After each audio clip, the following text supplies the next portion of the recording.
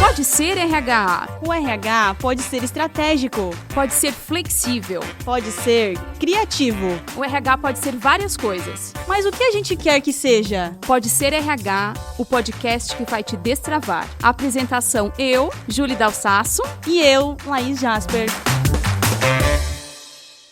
Olá, criativos! Este é o Pode Ser, o podcast que vai te destravar. Eu sou a Laís, sou uma mulher negra, tenho olhos verdes, altura mediana. E como a gente pode ser o que quiser, eu já fui auxiliar administrativo numa borracharia, já fui agente temporário na Polícia Militar. Hoje eu estou no RH. Estou vestindo uma saia verde e uma blusa rosa. Olá, criativos! Eu sou a Júlia Dalsasso. Eu estou vestida com uma regatinha roxa da Morena Rosa, né, Letícia? sempre fazendo o merchan e com um lenço colorido no pescoço. E você, minha querida? A Letícia, tu vai apresentar a Letícia, né, amiga? Vou então vai, apresentar. dá-lhe pau aí. Letícia se apresenta, fale pra gente como você está vestida. Olá, é um prazer estar aqui. Eu sou Letícia Zanini, psicóloga, educadora executiva. E eu estou aqui vestida também de Maria Valentina, by Morena Rosa. E brincadeiras à parte, estou vestida com uma calça jeans cheia de flores, porque a gente está aqui para florescer. E uma camisa toda estampada, bege com vermelho. Sou uma mulher branca e feliz em alguns momentos. Falando em história feliz, né? A gente tem várias histórias felizes para contar, mas eu vou contar uma história assim que é da minha rotina. Por isso, né, Julie, em alguns momentos, pra gente não romantizar a felicidade, né? É isso aí. Vou falar um pouquinho, então, lá em 2009, eu adorava trabalhar lá. Eu sentava numa mesa, assim, bem de frente, para uma janela toda de vidro, assim, e um pátio lindo, um gramado lindo. E era uma das coisas que eu mais gostava de fazer no dia a dia, de sentar ali, fazer as minhas coisas e olhar pela janela. Mas eu fazia uma atividade que não era tão atrativa para mim, né? Eu, na época, trabalhava na área de departamento pessoal, fechava a folha de pagamento e ponto de aproximadamente ou mais de 2.000 funcionários. E eu percebia o quanto eu sofria no dia a dia. Porque eu tinha que ter atenção e não conseguia ter atenção. Porque eu tinha medo de errar, porque era rotina, e a rotina me cansava de todos os dias fazer atividades da mesma forma, com a mesma atenção. Conversar pouco, porque eu tinha que estar focado no negócio. Então, tu imagina, essa mulher que vos fala... Conversar pouco e ficar quietinha, concentrada. Né? Daí que eu comecei a perceber que eu não estava fazendo o que eu gostava, e automaticamente eu não estava exercendo o que me sobrava. O que estava me faltando é que eu estava fazendo um esforço maior. E o quanto é importante se conhecer, né? E entender quais são os pontos fortes que a gente tem para poder desenvolver e realmente colocar para o mercado, colocar para as pessoas o que sobra na gente. Né? E a Letícia foi uma das pessoas. Depois, em 2017, a gente começou o processo de coaching, comecei a fazer, claro, nesse processo a gente vai amadurecendo. Sim. Também, né? Entendendo que realmente eu era boa e o que eu gostava de fazer. Né? Então, você é uma profissional referência na região, né? No Brasil também, tem, né, quem te segue em rede social vê, né, o quanto tu faz trabalhos para empresas grandes como Cacau Show, Unilever, fez ontem para Hyundai, né? Hyundai do Brasil. Preparando o material semana que vem. Bem show. E a gente fala sobre pontos fortes, né? Que tu tem a formação, né? Eu acho que é a única aqui na região que tem formação, é a única, né? Que tem formação em pontos fortes. Em Santa Catarina tem 2 pessoas só. E aqui na nossa região, que eu saiba, por enquanto, né? E eu tava te escutando, tava pensando assim, Júlia, será que naquele momento que tu tava vivenciando uma experiência, que tu não tava feliz, tu tinha, eu vou chamar de não felicidade ou não reconhecimento de pontos fortes, enfim, será que tu tinha consciência disso? Porque quando tu fala assim, eu não me concentrava, tu vivia o sintoma, mas talvez que é isso que acontece com a maior parte das pessoas. E aí elas começam a achar que tem alguma coisa de errado com elas. Né? Então, muitas vezes não é que tem algo errado, é que a gente está usando o talento no lugar errado, né? Então, quem te conhece sabe que tu é extremamente criativa, ideativa, não para de pensar, gosta de criar, né? E imagina, assim, aquela florzinha que vai murchando todos os dias, que é isso que acontece, né? Quando a gente não alimenta aquilo que a gente faz bem. Porque o que a gente chama de ponto forte é quando a gente já treinou muito e a gente fica excelente em alguma coisa. Mas todo mundo tem talento. Talento é o que a gente faz naturalmente bem. Então, vocês falam naturalmente bem. Se a gente pegar uma pessoa que não tem esse talento e a gente queira que essa pessoa faça um podcast, essa pessoa até vai fazer, mas ela vai fazer em sofrimento. Né? Ela vai fazer com uma angústia, ela vai fazer com medo, ela não vai fazer curtindo o processo. E eu não estou dizendo que vir aqui, mesmo para quem tem esse talento, é sempre legal. Não, né? Tem todo um por trás, um bastidor, que exige um monte de coisa da gente. Mas é libertador quando a gente descobre o que a gente sabe fazer bem, o que é farto na gente. Porque, seja na nossa educação, seja na educação corporativa, o que a gente sempre faz é focar no que a gente não tem.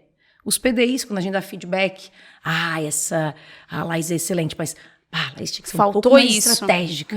Faltou isso. Sempre falta. Claro, a gente é um ser em desenvolvimento, mas como seria, né? Se a gente, ao invés de olhar para a Laís e falar, deveria ser mais estratégica, a gente pegue o ponto forte que ela tem, você tem uma facilidade de criar ideia. Como seria criar ideia nesse cenário aqui? Então, é gerenciar aquilo que a gente naturalmente não tem por meio daquilo que a gente faz bem. Por que eu estou falando isso? Porque quando eu atendo o diretor de empresa e o assessment, a avaliação que eu uso, o 34º talento do cara é o estratégico, ele quer que seja o 5º. A primeira coisa que eu escuto é, como é que eu faço para desenvolver o estratégico? Por quê? Porque também tem as competências que a gente foi treinado a dizer que é bonito no ambiente corporativo. A estratégico, agora a flexibilidade cognitiva. Nem todo mundo vai fazer, tá tudo certo. Por isso que existe a frustração que vem da comparação. Né? Tu vê, um monte de gente olha, quero fazer isso. Quero ser igual a ela. Não, né? O que a gente precisa descobrir é o que é nosso. Eu falo que o talento é como se fosse várias sementes, né? Que muitas vêm com a gente, tá? E quanto a gente rega, aquilo vai florescer. O que a psicologia positiva chama de forças de caráter.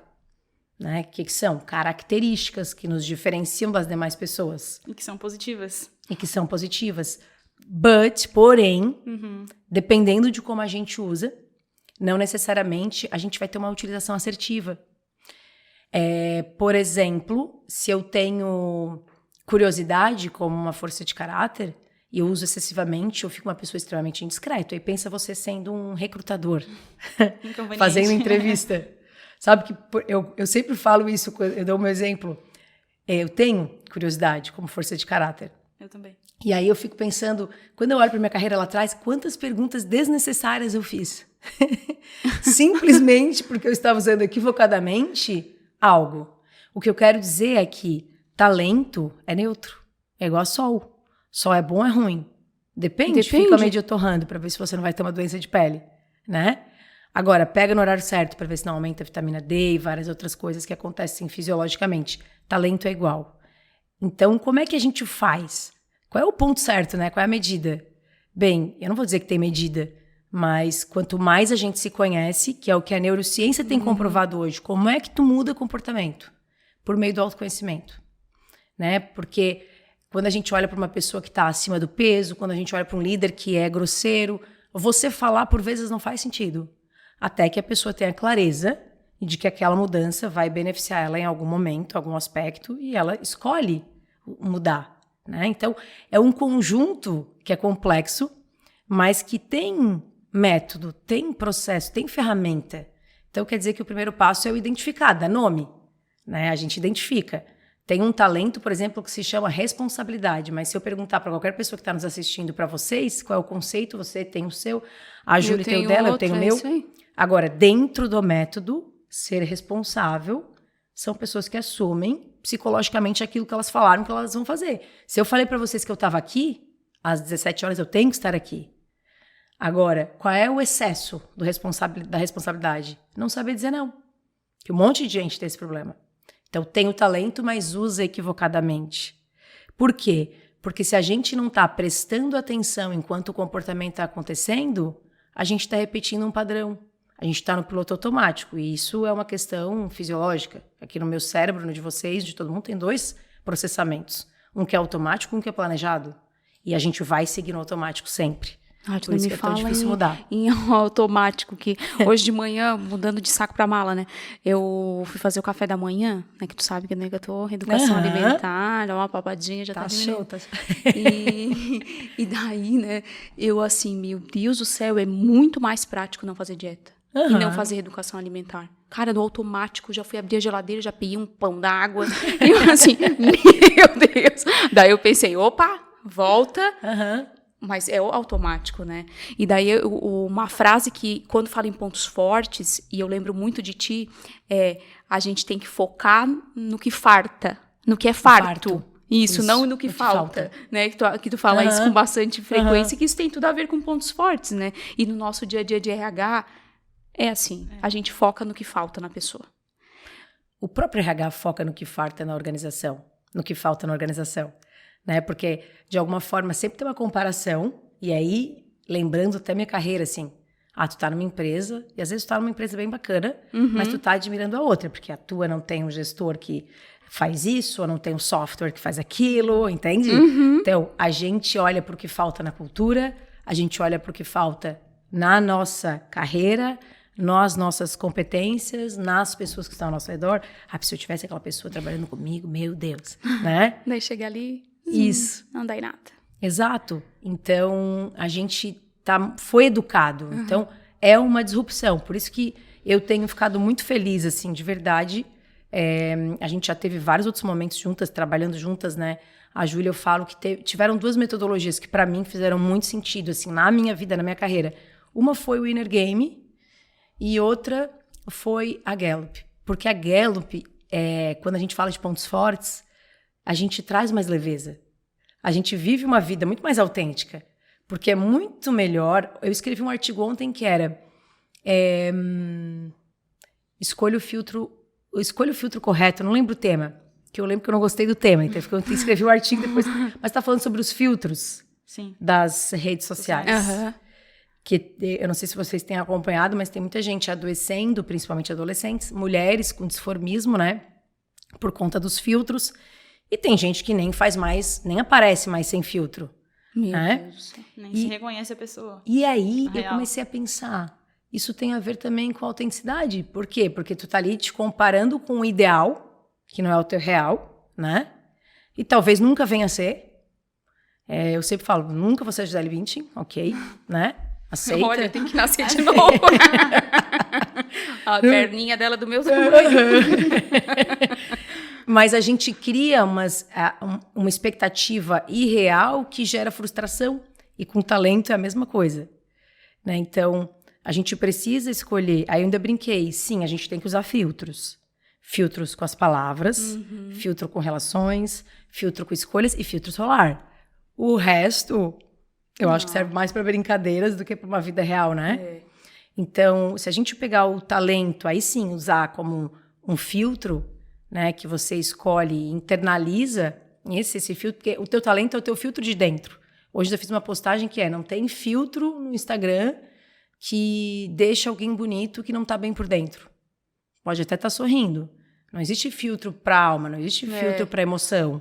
Entendeu? Tu pode estar lindo por fora, mas por dentro tu não tá. Né? Então, assim, e o talento é o teu filtro. É o teu filtro bonito, é o que te diferencia. Quando a gente fala de diferenciação... Quando eu estava estudando a metodologia, que eu descobri aquele dado, aí é que eu me encantei. Né? Para eu encontrar outra pessoa com a mesma sequência de talentos, 1 em cada 33 de milhões, esse dado já deve ter sido alterado. Caramba, a gente é muito único. Tá, tem pessoas, né? 1 em cada 33 vai ter alguns no mundo, mas é muito raro. Olê, essa metodologia quando a gente faz, eu comprei o livro, fiz o teste, então eu sei quais são os meus 5, né? Eles mudam como as forças de lugares, ou esses são os teus talentos e eles, na verdade, né, é algo que tu vai trabalhar aí pra tua vida, né? No sentido de ser assertivo nas tuas escolhas, no teu posicionamento, na tua carreira, no que tu é bom fazendo, no que tu não é também, né? Sim. Para a metodologia de pontos fortes, não muda, tá? O que vai mudar? Por exemplo, o meu primeiro é ideativo. Pode ser que daqui a uns anos, se eu quiser preencher de novo, vai estar lá em terceiro, em quarto, mas ele não vai sair, ele não vai lá pro 34º. Uma diferença muito brusca, sabe?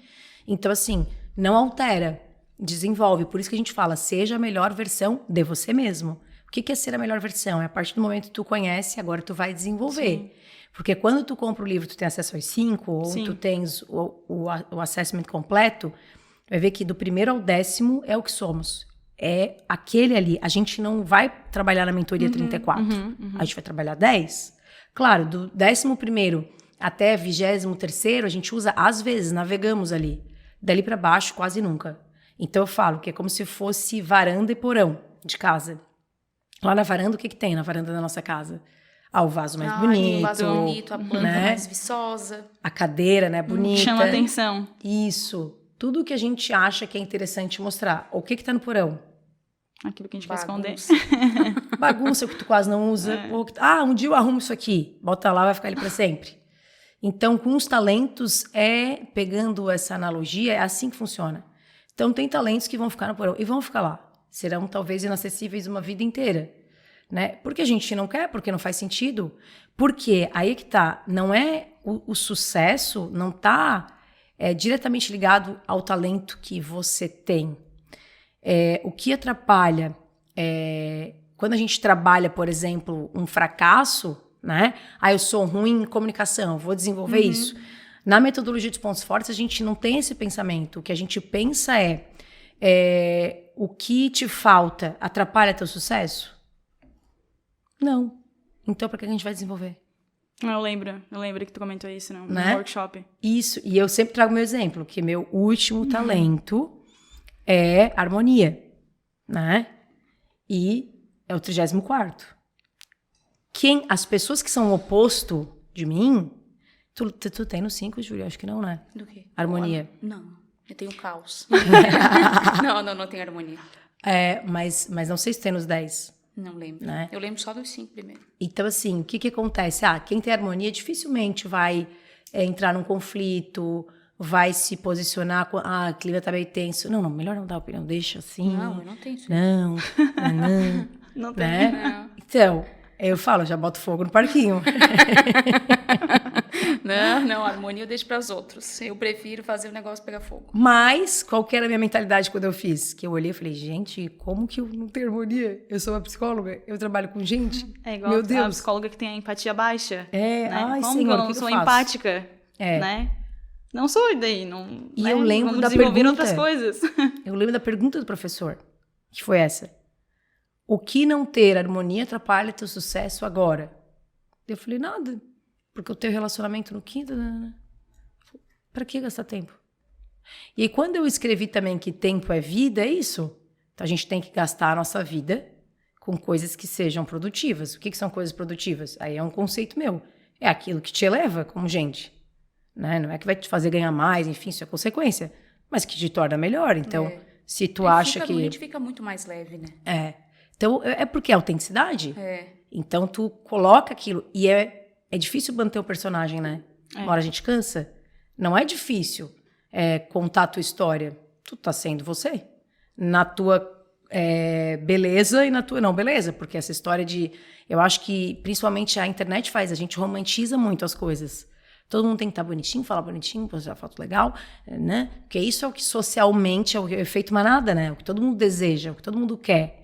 Esses dias eu vi uma influenciadora aqui que postou foto dela e a moça escreveu na caixinha de perguntas: tenho inveja, desculpa, não queria sentir isso, mas tenho inveja de você. Eu vi. Queria ter a sua vida.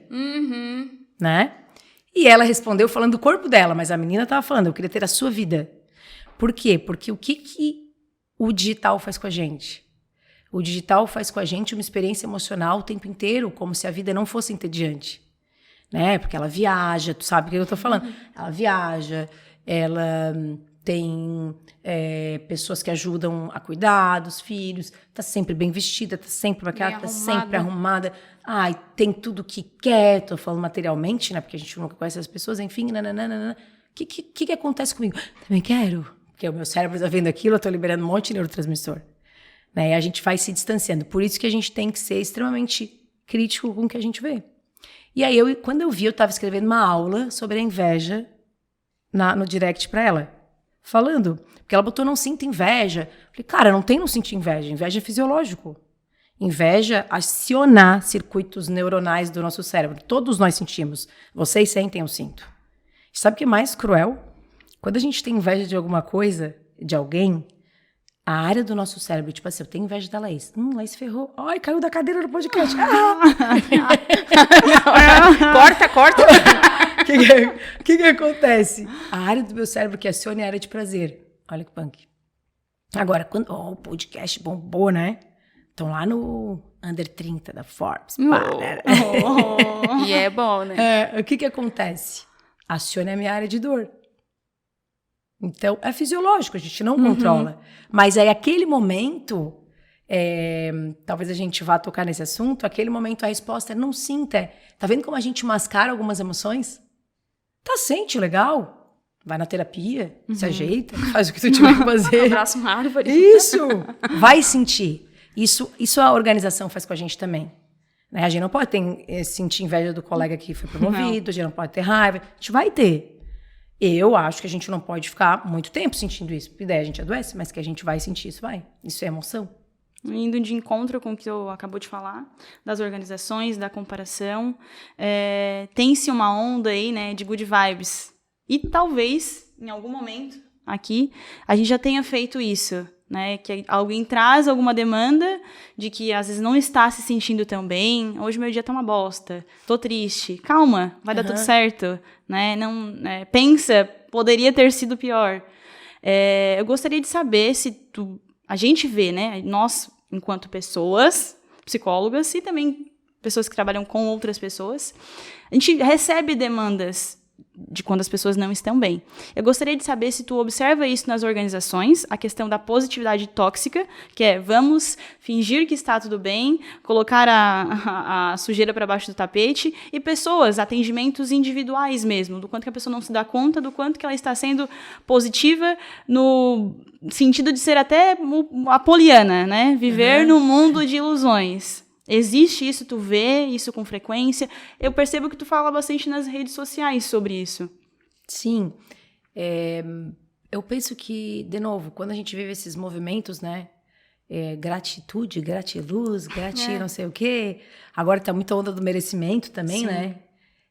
São ondas que vêm e que tem um lado bom, né? Eu acho que é bacana, mas também que eu acho que é nocivo quando esconde algo que a gente não tem a coragem de levantar alguns tapetes e enquanto profissional, é irresponsável no sentido de falar para o outro, né? Vai ficar tudo bem. Eu nunca esqueço de uma história que a pessoa da empresa chegou, foi para a psicóloga e a psicóloga falou que ia ficar tudo bem.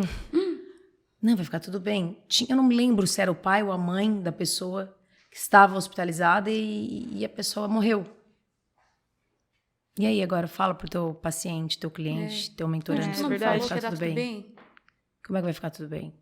Ninguém tem esse poder de saber se vai ficar tudo bem. Verdade. Até porque, enquanto profissional, o que a gente usa com o outro é uma técnica. Eu não tô vivendo aquilo. Por isso que empatia não é se colocar no lugar do outro. Né? Fazer um esforço cognitivo para tu compreender uma realidade totalmente alheia da tua. E isso é difícil pra gente. Então, eu penso que responsabilidade dos profissionais, né, das empresas, e de trazer à tona, de falar mais sobre isso que socialmente não é falado, mas que todo mundo sente. A vulnerabilidade. Pode ver que os maiores engajamentos de rede social é quando as pessoas falam de coisas que ninguém quer falar. De coisas reais, né? Que acontecem com todo mundo. Exato. Porque, que não tem filtro.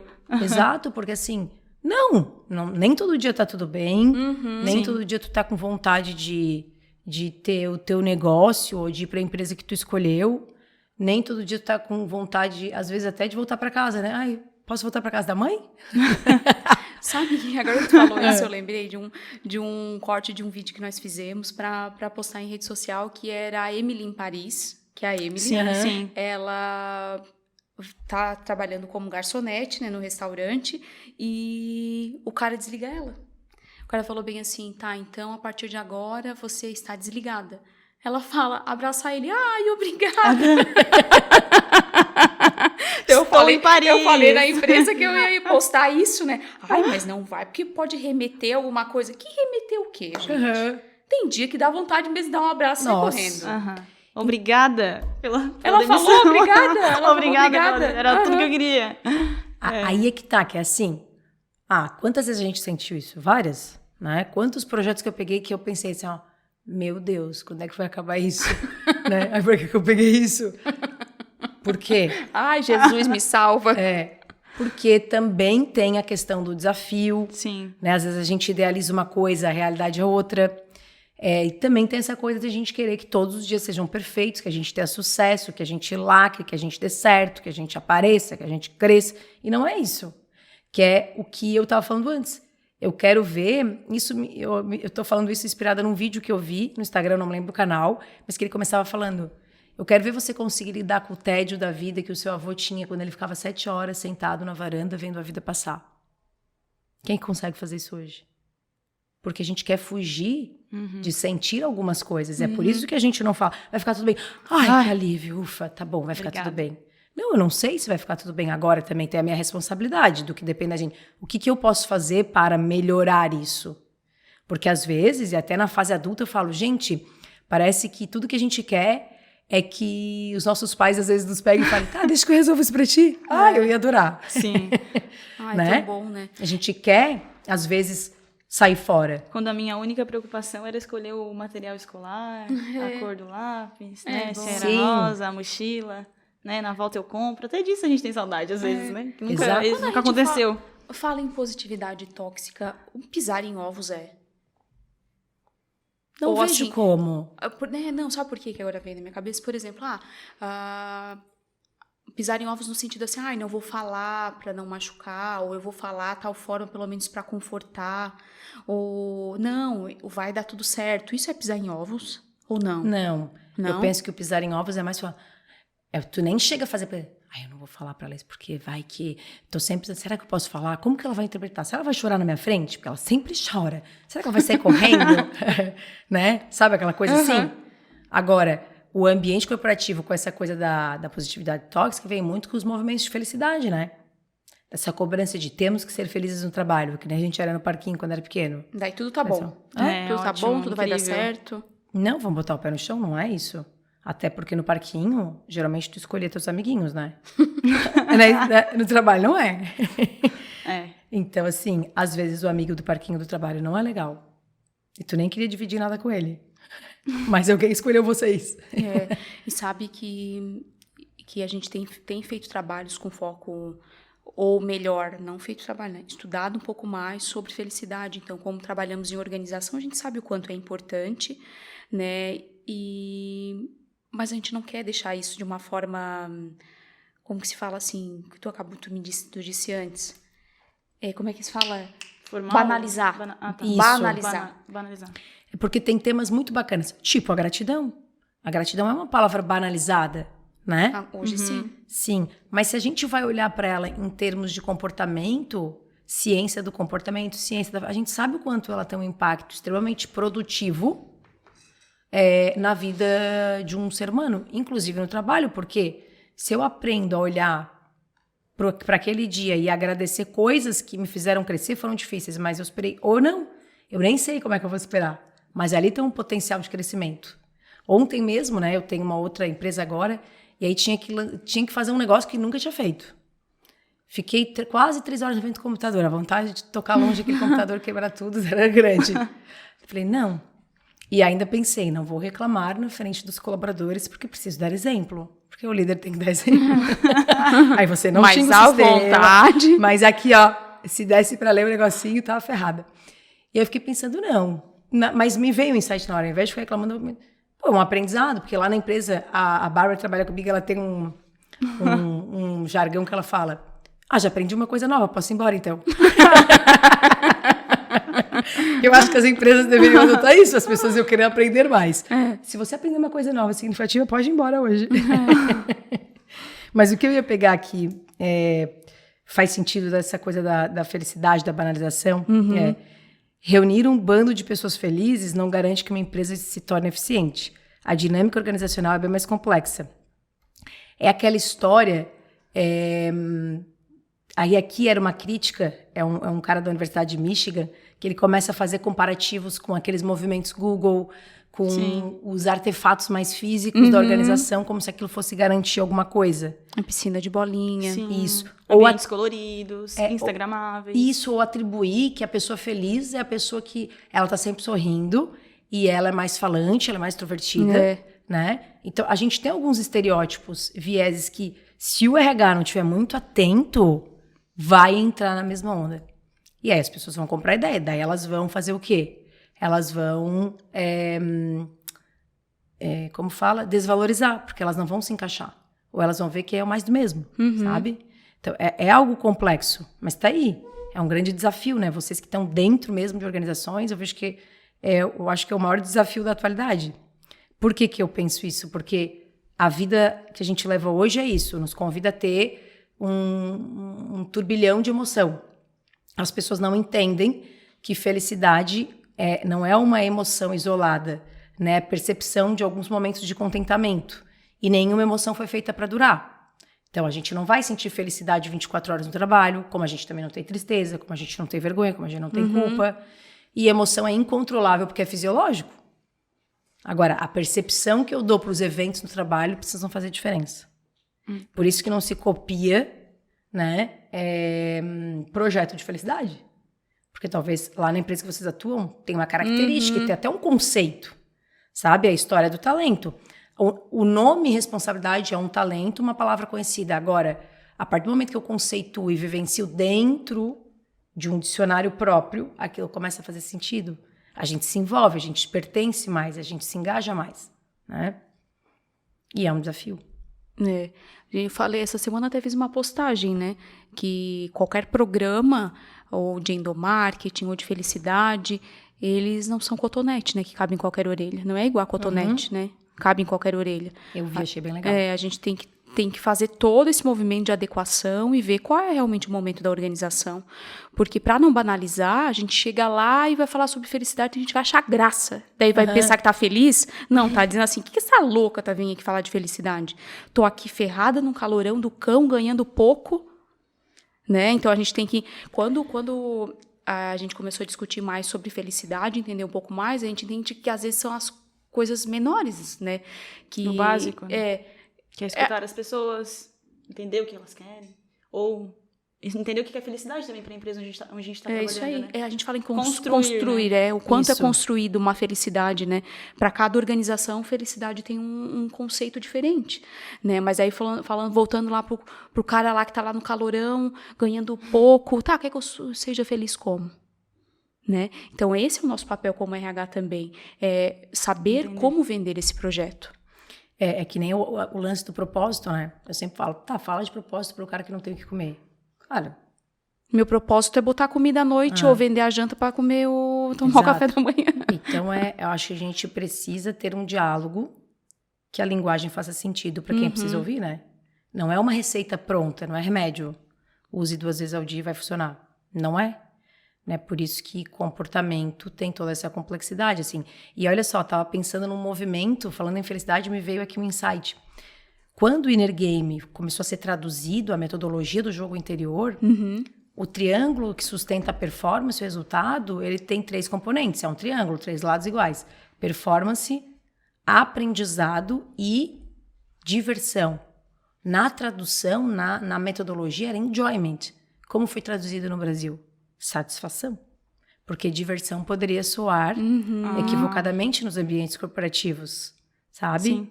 Então, esses dias eu estava montando lá um mapa de mentoria, estava pensando nisso, falei, olha só, até isso impacta, né? Como que a gente recebe, que é o que tu estavas falando antes, dependendo de como levar, todo mundo vai ficar rindo, nem vai dar seriedade e aí o impacto, né? A importância que o tema precisa dentro de um cenário. É isso aí. e falando sobre segurança psicológica. Buscando algumas referências no Google, né? Existe um projeto, o Projeto Aristóteles, que eles até tinha uma frase lá, né? Que o todo é maior do que a soma das partes, que foi o que inspirou o próprio nome do projeto e o que diferencia equipes de alta performance as pessoas poderem confiar uma das outras, né? Em errar, em poder dizer assim, olha, hoje eu não tô bem, né? Colocar uma plaquinha, cuidado, não chegue perto. E eu gostaria de pedir para que tu falasse um pouquinho sobre segurança psicológica, que é algo que eu acho que tu gosta de falar, tu fala bastante nas redes sociais, e entender o quanto que isso impacta de a gente poder ser vulnerável e dizer que eu não concordo contigo, não, Júlia, eu não acho essa tua ideia legal, concordar, discordar, e acredito que linka muito com tudo que a gente falou até agora, né? Porque antes de sermos uma equipe, nós somos individual. Mas a gente sabe que nem sempre, ou não é isso que acontece nas organizações. Às vezes, as reuniões que deveriam acontecer numa mesa, elas acabam acontecendo no corredor, porque o gestor não tem essa sei lá, a noção, consciência de que parte dele, alguns comportamentos, ou ele não consegue entender, né, que ele não está se dando bem, ou não está enxergando algo dentro da equipe, e que acaba sendo um desafio trabalhar, poder confiar uns nos outros. Quando a gente fala de segurança psicológica, né, que nada mais é do que manter uma estrutura dentro de uma cultura organizacional que as pessoas possam se relacionar, que elas possam estar seguras, né, com relação a isso, que elas podem elas possam abrir a boca sem medo de serem perseguidas, porque esses dias eu escutei uma coisa de uma empresa onde o CEO, quando foi desligar a pessoa, falou que estava desligando porque não foi com a cara. E não é uma empresa pequena, tá, gente? Então, assim, eu fiquei imaginando se isso acontece num nível altamente estratégico, numa fala que, de alguma forma, isso se espalha, porque a gente sabe que espalha, né? O quanto que as pessoas dentro desse sistema, elas não estão preocupadas, às vezes até em performar, elas estão preocupadas em agradar aquilo que o CEO pensa ou quer que elas sejam, né? Então, o primeiro ponto que eu vejo, assim, falar de segurança psicológica é entender o nível de maturidade da organização, para ver se, de fato, as pessoas que pensam a estratégia querem que as pessoas falem, porque quando as pessoas falam, às vezes a gente não gosta. E às vezes, tudo que é falado, porque aí tem um outro viés, que é assim, não, mas eu falo, ninguém coloca em prática. Bem, a gente precisa de ideias, né? De brainstorm. Não significa que tudo que está sendo dito vai ser implementado. Mas eu penso que quando as pessoas têm esse espaço, para ter esse espaço, a gente tem alguns passos antes, que é entender o nível de maturação dessa organização, das lideranças, para que a gente quer que as pessoas pertençam mais, que elas aprendam mais, que elas participem mais, que elas interajam mais. E eu vejo que, assim, se vocês me perguntarem, tem alguma empresa na região, claro que eu não citaria nomes, mas eu não consigo dizer para vocês uma empresa na região que para mim seria um case onde todos esses... Onde isso acontece. Isso. Por quê? Porque quando a gente olha para as organizações que a gente está inseridos, e nas grandes também que eu atuo, tem um elemento que sempre me chama atenção. As pessoas dentro do cenário corporativo não interagem para trocar conhecimento entre elas mesmas. Não interagem. Espera vir o consultor externo, espera vir o rei da lâmpada que vai trazer uma resposta, e às vezes está ali, do lado. Sabe? Esse meu outro negócio me deixou muito atenta a isso. Por quê? Varejo. Agilidade. Comeu mosca, perdeu dinheiro, literalmente. Então, assim, para que eu vou ficar perdendo tempo? Hoje mesmo aconteceu um problema. Liga pro fulano lá, ele é um gerente da loja tal, ele tá há bastante tempo, pergunta como é que ele faz. Ligaram em 5 minutos e resolveram. Tá ali, tá acessível, tá todo mundo num grupo. Entende? Mas aonde que a gente provê essas experiências dentro das organizações para que isso aconteça? Tá todo mundo olhando pro céu. Entendeu? E aí, o que a gente faz? Não, então vamos botar todo mundo junto, no mesmo lugar, as pessoas vão se ver. Pode botar a cadeirinha uma do lado da outra. Não vai acontecer. E agora, e às vezes até atrapalha, né?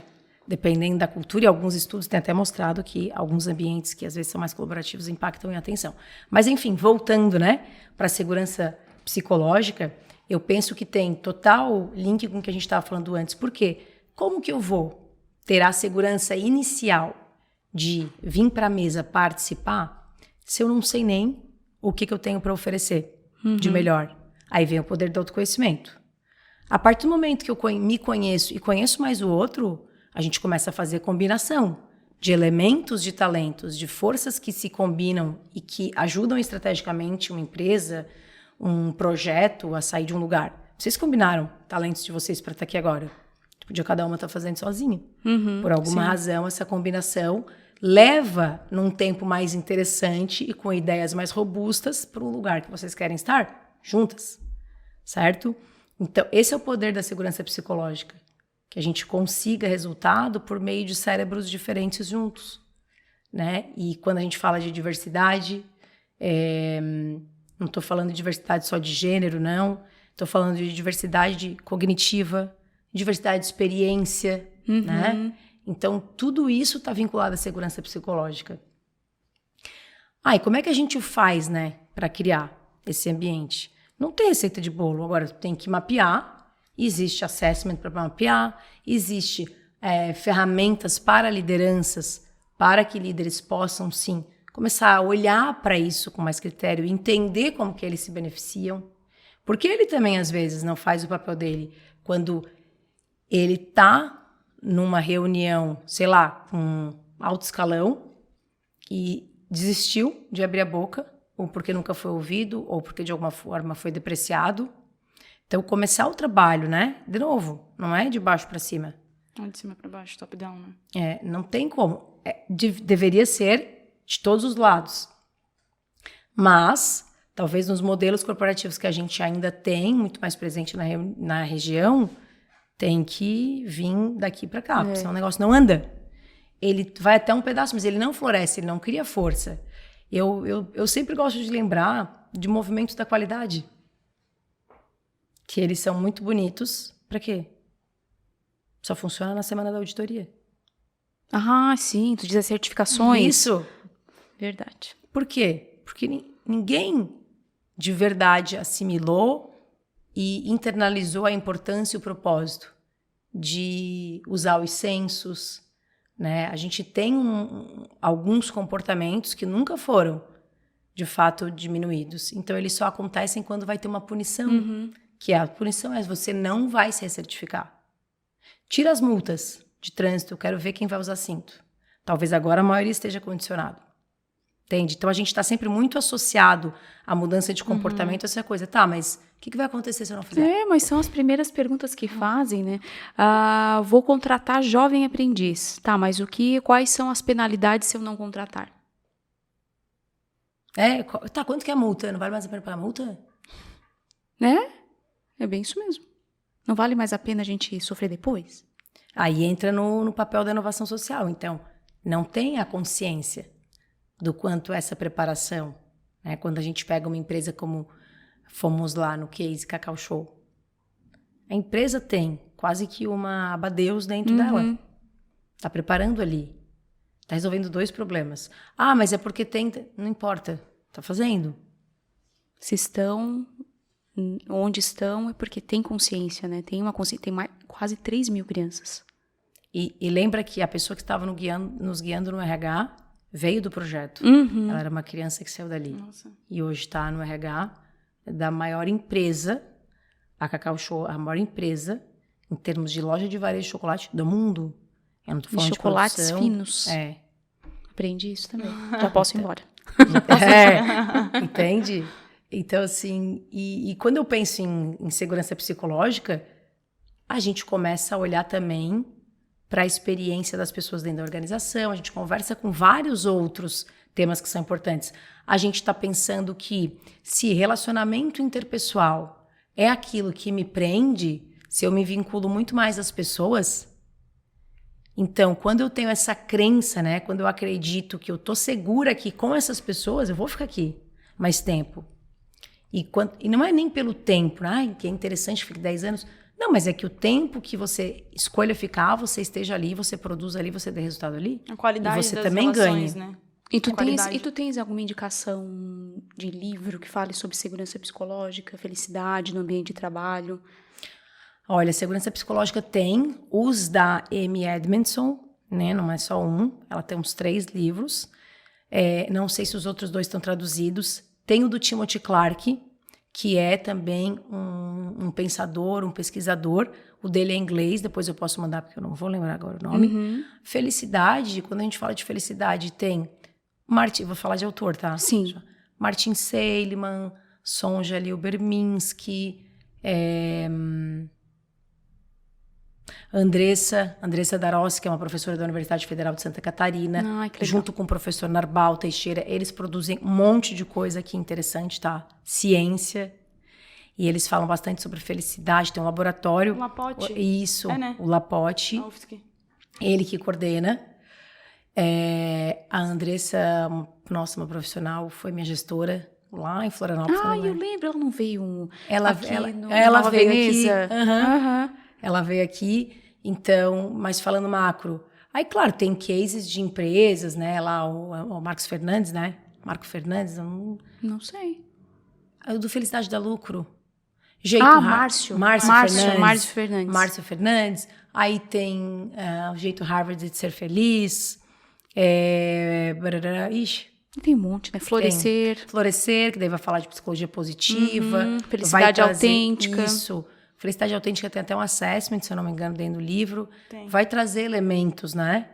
De o que a gente chama de bem-estar subjetivo. Por isso que não tem um conceito para felicidade, um único conceito. Né? E ciência é bem-estar subjetivo. É quando você está se sentindo bem subjetivamente. Né? Fala do sujeito. Então, é um conceito individual. É difícil da gente trazer é isso, né? Que nem segurança psicológica tem um conceito, que nem empatia tem um conceito. É que nem inteligência emocional. O que é inteligência emocional?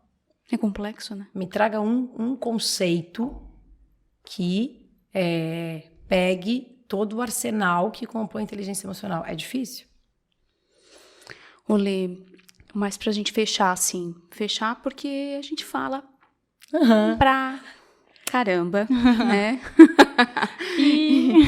E a gente precisa fechar. Achei o palavrão aí. Quando a gente fala de felicidade, né? Uma palavra que tu vê, assim, que as pessoas... Quando eu falar felicidade, tu fala... É bem que um bate-bola, assim, sabe? Eu não sei se eu tinha combinado isso contigo, acho que não. Não. Quem sabe fazer ao vivo. Faustão aqui, né? Eu falo uma palavra e tu diz alguma coisa, ou um Significa. aditivo, isso, alguma coisa que remete. Felicidade. Ser livre. Ai, que lindo. Viu? Né? Surpreendeu? Pisar em ovos. Faz parte da vida. Precisa? Nem sempre. Às vezes pode quebrar o ovo. Eu quero quebrar uns ovos. Inclusive, eu vou ver se eu acho na internet, mas tem uma sandália que o salto são 2 ovos.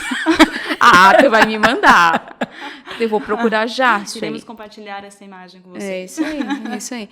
E pode ser? Sua melhor versão. Sobre isso. A gente pode ser o que quiser, né?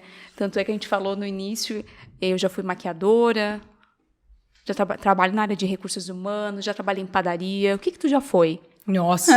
Tanta coisa. Meu Deus. Tudo lícito, tá, gente? Tudo lícito.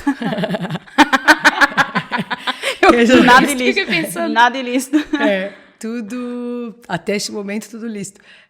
Brincadeiras. Eu já tive uma tentativa de ser babá. Tentativa é ótimo. Eu já fui uma atriz frustrada. Eu já fui modelo.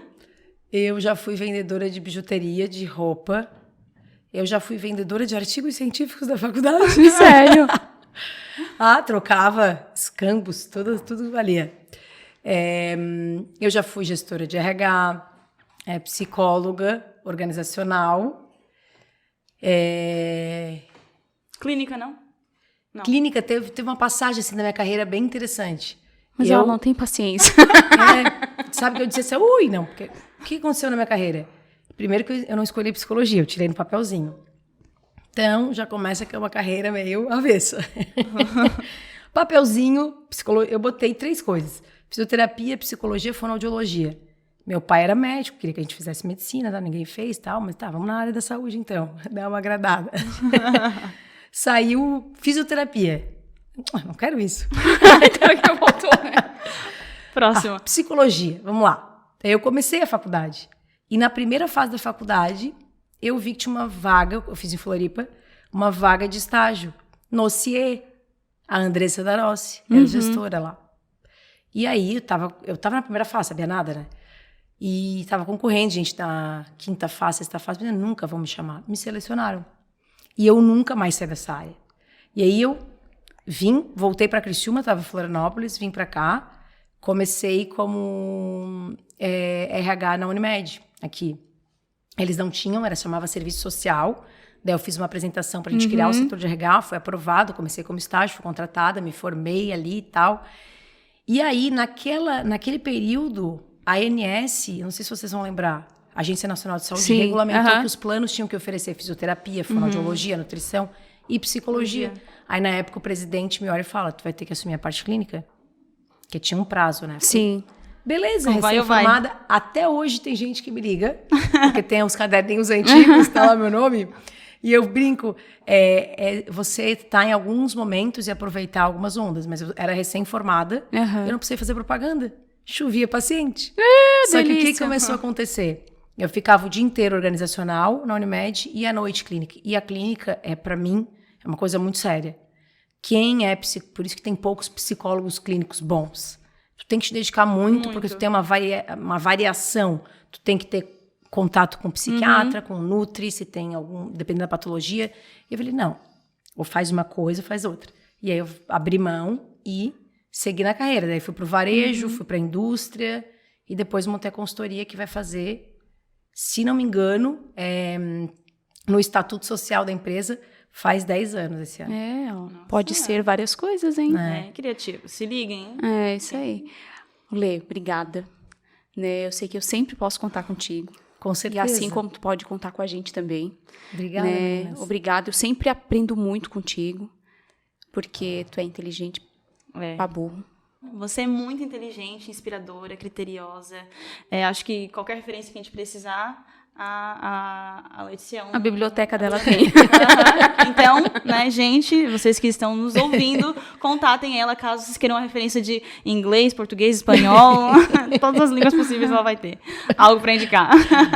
Obrigada. Obrigada também. Um grande beijo para todo mundo, né, que está aqui com a gente. É isso aí. Obrigada.